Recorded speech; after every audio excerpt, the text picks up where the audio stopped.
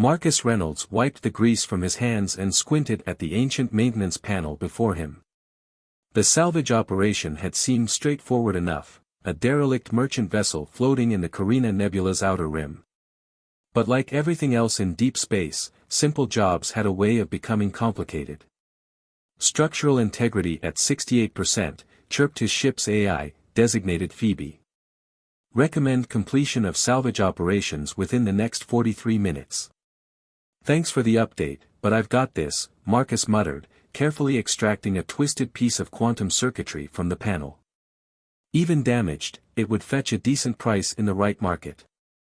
15 years of salvage work had taught him where to sell practically anything.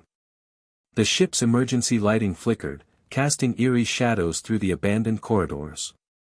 Marcus had grown used to working alone in these ghost ships, but something about this one felt different.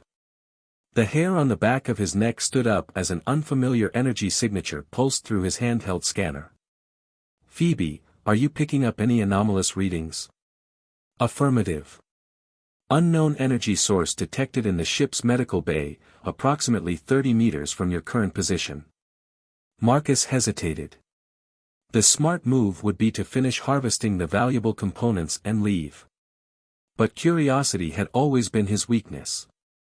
With a resigned sigh, he secured his toolkit and made his way toward the medical bay.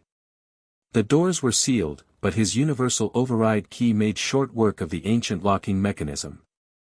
As they slid open with a pneumatic hiss, Marcus found himself face to face with something he'd never encountered in all his years of salvage work, a living alien. The creature was humanoid but clearly not human. Its iridescent skin shimmered with a pale blue luminescence, and multiple sets of eyes blinked at him wearily. Various medical devices were connected to its body, all blinking warning signals. At last, the alien wheezed, its universal translator crackling with static. I feared I would pass before someone found me. Marcus approached cautiously, his hand instinctively moving to the pulse pistol at his hip. I'm Marcus Reynolds, independent salvage operator. How long have you been here? Time means little now, the alien responded, a wet cough racking its frame. I am Trading Master Xylax of the Luminary Consortium. My wives, they wait in stasis on our home vessel. The attack came without warning. Pirates. I managed to escape, but my injuries. I can call for medical assistance, Marcus offered, already reaching for his emergency beacon. Xylax raised a trembling hand. No. Too late for that.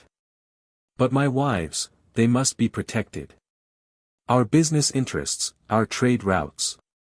Another coughing fit interrupted him. You have proven yourself worthy by finding me. By the ancient laws of my people, I hereby transfer all my properties, responsibilities, and matrimonial bonds to you, Marcus Reynolds of Earth. Wait, what? Marcus stammered, but Xylax was already pressing a crystalline device into his hand. The transfer is done. Take care of them. The Luminary Consortium must survive.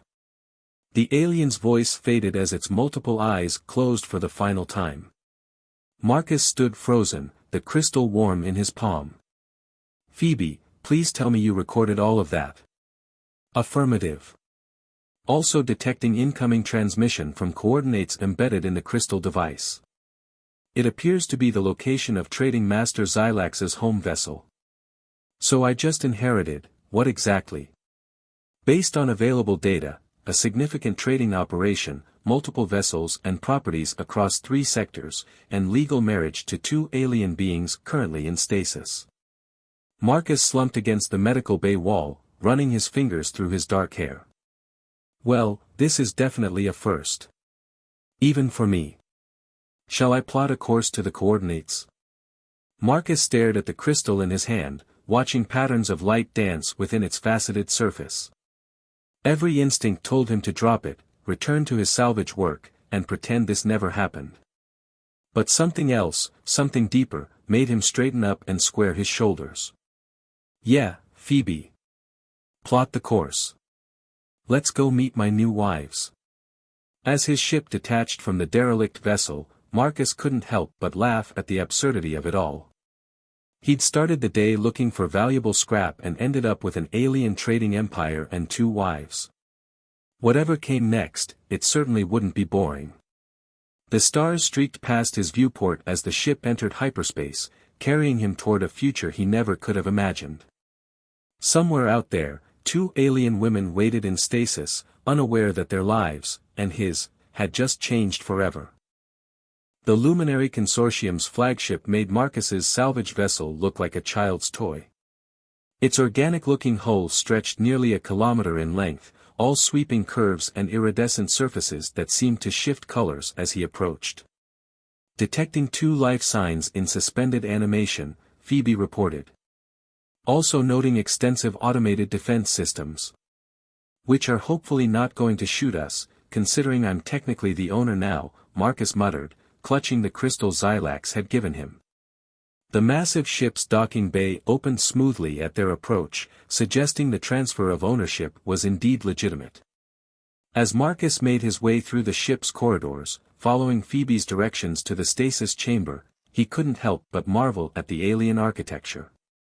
Everything seemed alive somehow, pulsing with an inner light that responded to his presence. The stasis chamber doors parted with a soft chime, revealing 2 crystalline pods bathed in gentle blue light. Marcus approached slowly, his breath catching in his throat as he saw the figures within. They were beautiful in an otherworldly way, their skin the same iridescent blue as Xylax's had been, but their features were more delicate, almost ethereal. Beginning revival sequence, a new voice announced, the ship's AI, he presumed. The pods hummed to life, the crystal surfaces becoming transparent as the stasis field dissipated. The first pod opened, and its occupant sat up gracefully. Her eyes, all 4 of them, focused on Marcus with surprising intensity. "You are not Xylax," she stated, her universal translator rendering her words in perfect English. "No, I'm not," Marcus admitted. "I'm Marcus Reynolds. Xylax, he passed away on a derelict vessel. Before he died, he transferred everything to me, including, well." He gestured vaguely, feeling incredibly awkward. The second pod opened, and its occupant emerged with more obvious emotion than the first. "Xylax is dead," she asked, her voice trembling slightly. "Our beloved is gone." "I'm sorry," Marcus said softly. He seemed most concerned with ensuring you and the consortium would be protected. The first woman nodded solemnly. "I am Nyara, first wife of House Luminary. This is Vesper, second wife." She tilted her head, studying Marcus. "And now, it seems, we are bound to you." "About that," Marcus began, "I don't expect. I mean, we could arrange something else." Vesper approached him, moving with an almost liquid grace. "The bonds are sacred, Marcus Reynolds. Xylax chose you, and we honor his choice." She reached out, touching his face with fingers that felt like silk. "You have kind eyes. Perhaps this is not such a terrible fate." Nyara remained more reserved, but her tone softened. "We must teach you our ways. The consortium cannot survive without proper leadership, and there are those who would take advantage of this transition." Over the next several days, Marcus's head spun with the amount of information he needed to absorb. Trade routes, diplomatic protocols, financial systems unlike anything he'd encountered before. Nyara proved to be a patient teacher, though her formal manner rarely relaxed. Vesper, by contrast, approached everything with an almost childlike enthusiasm, particularly human customs. "These pancakes you speak of," Vesper said one morning, watching Marcus eat breakfast. "They are a delicacy on your world." "More of a comfort food," Marcus explained, amused by her fascination. "I could teach you how to make them." The second wife of House Luminary, cooking. Nyara seemed scandalized by the idea. "Why not?" Marcus challenged gently. "On Earth, sharing food is a way of sharing culture. Of becoming family." Something in Nyara's expression shifted slightly. "Family," she repeated, as if testing the word. Yes, I suppose that is what we are now.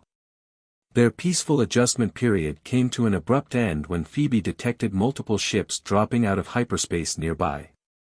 Nyara's all four eyes widened in alarm as she checked the readings. "The Obsidian Syndicate," she hissed. "They waste no time in testing our defenses." "Incoming transmission," Phoebe announced. A harsh voice filled the command center. "House Luminary, we offer our condolences on the loss of Trading Master Xylax. As a gesture of goodwill, we are prepared to assume control of your trading operations, ensuring a smooth transition of power." Marcus felt his wife's eyes on him, waiting to see how he would handle this first crisis. He thought about everything he'd learned about their culture, about trade, about family. Then he smiled, the same smile that had gotten him out of countless tight spots during his salvage days. "This is Trading Master Reynolds of House Luminary," he responded, letting his voice carry all the confidence he didn't quite feel. "We appreciate your concern, but I assure you, the transition of power has already occurred quite smoothly." "A human?" the voice sneered. "You expect us to recognize a human as Trading Master?" "Expect whatever you want," Marcus replied coolly. "But remember, I didn't spend 15 years in salvage operations without learning every trick in the book about ships like yours. Those modified plasma injectors you're running. One wrong move and they'll light up like a supernova. Want to test my knowledge?" A long silence followed. Marcus held his breath, hoping his bluff would work. Finally, the voice returned, notably less aggressive. "Perhaps, we should schedule a proper meeting to discuss future cooperation." "My office, next cycle," Marcus agreed. "Bring cake. I hear it's a human custom for business meetings." After the transmission ended, Vesper burst into musical laughter while Nyara's lips twitched in what might have been a suppressed smile. "There may be hope for you yet, husband," Nyara conceded, and for the first time, the word didn't sound forced. Marcus grinned, wrapping an arm around each of his wives. "Just wait until they try the pancakes." 3 months into his unexpected role as trading master, Marcus had settled into something resembling a routine. Morning strategy sessions with Nyara, afternoon trade negotiations, and evenings spent teaching Vesper about Earth culture. The marriage arrangement, initially awkward, had evolved into a comfortable partnership built on mutual respect and growing affection. Unauthorized access detected in Cargo Bay 3, Phoebe's voice cut through Marcus's morning coffee ritual. Nyara's 4 eyes narrowed as she checked the security feeds. "Impossible. Our systems are impenetrable." Unless, Marcus set down his cup, someone had inside help. "Phoebe, run a trace on all internal communications from the past week." Vesper glided into the command center, her usual cheerful demeanor replaced by concern. "The Syndicate's ships have been spotted in neighboring sectors. They're becoming bolder." Here, Nyara pointed to a string of encrypted data. "Someone has been transmitting our shipping schedules." Marcus leaned forward, studying the patterns. His years of salvage work had taught him to spot irregularities. "These transmissions, they're being routed through the old maintenance systems. The same ones I used to crack when salvaging derelict ships." "A weakness we never considered," Nyara admitted, placing a gentle hand on his shoulder. "Perhaps your unique background is precisely what House Luminary needed." Before Marcus could respond, the ship shuddered violently. Warning lights flashed across the command console as Phoebe reported, multiple breaches detected. Boarding parties on 3 levels. "So much for subtle," Marcus muttered, reaching for the pulse pistol he still kept at his hip. "Nyara, initiate security protocols. Vesper, get to the secure room we prepared." "I will not hide while my family is in danger," Vesper declared, her voice carrying an steel edge Marcus had never heard before. She pulled a sleek weapon from her robes. "I was not always second wife. Before joining House Luminary, I served in the Celestial Guard." Marcus blinked in surprise. "You were a soldier. There is much you still don't know about us," husband, Nyara added, producing her own weapon. House Luminary did not become powerful through trade alone. The sound of fighting echoed through the corridors as their security forces engaged the intruders. Marcus led his wives through secret passages he discovered during his extensive exploration of the ship, heading for the central control hub. The Syndicate thinks they know our weaknesses, he explained as they moved. But they don't know about the modifications I've made. Phoebe, initiate protocol salvage. Throughout the ship, hidden panels slid open, releasing clouds of nanites, salvaged and reprogrammed from various derelict vessels Marcus had encountered over the years. The microscopic robots swarmed through the ventilation systems, targeting any unauthorized personnel. Fascinating, Nyara observed as they watched the security feeds. The nanites were disabling weapons and communication devices, leaving the intruders helpless but unharmed. A non-lethal solution. You continue to surprise us. Just because we can fight doesn't mean we should destroy, Marcus replied. Sometimes the best victory is the one that leaves your opponents alive to spread the word. Vesper's combat training proved invaluable as they dealt with a group of Syndicate forces that managed to reach the control hub. She moved like liquid lightning, her weapon firing with precision while she called out tactical advice. Nyara revealed her own surprising skills, using a combination of technology and what appeared to be psychic abilities to disorient their attackers. Marcus, for his part, relied on the street smarts and improvisation that had kept him alive during his salvage days. When his weapon was knocked away, he grabbed a nearby maintenance tool and used it to short-circuit the enemy's environmental suits, leaving them gasping. As the last intruder fell unconscious, Vesper turned to Marcus with shining eyes. Now that, she declared, was better than pancakes. Speaking of which, Marcus grinned, though he kept his weapon ready, I think it's time we sent a message. Phoebe, patch me through to the Syndicate's command ship. The main screen flickered to life, showing the shocked face of the Syndicate leader, a cybernetically enhanced being Marcus recognized from intelligence briefings. This is Trading Master Reynolds, he announced, allowing his wives to flank him in a show of unity. I believe some of your people got lost and wandered onto my ship. They're taking a little nap right now, but they'll be fine. Consider this a friendly reminder, House Luminary is not weak. We are not divided. And we are most certainly not intimidated. You dare. The Syndicate leader began, but Marcus cut him off. I dare quite a lot, actually. Ask around about my salvage days. I once stripped a Chronaxian battle cruiser while its crew was still aboard. They never even knew I was there. He leaned forward, his voice dropping to a dangerous whisper. Now imagine what I could do to your operations if you actually make me angry. After the transmission ended, Nyara turned to him. A Chronaxian battle cruiser? Really? Well, it was more of a patrol boat, Marcus admitted. But they don't know that. Vesper laughed, the sound like chiming crystals. Deception through truth. You are learning our ways well, husband. As they began the cleanup process, Marcus found himself marveling at how far they'd come. His wives were no longer mysterious alien beings but true partners, each bringing their own strengths to their unusual union. The Syndicate's attack, while dangerous, had proven that they could face any challenge together. You know, he said as they surveyed the damage, we should probably thank them. Nothing brings a family closer than fighting off an invasion over breakfast. Indeed, Nyara agreed, her formal tone softened by genuine warmth. Though next time, perhaps we could wait until after the pancakes. The failed invasion had unexpected consequences. Throughout the sector, word spread of how House Luminary's human trading master and his alien wives had repelled the Syndicate's attack. Some dismissed it as luck.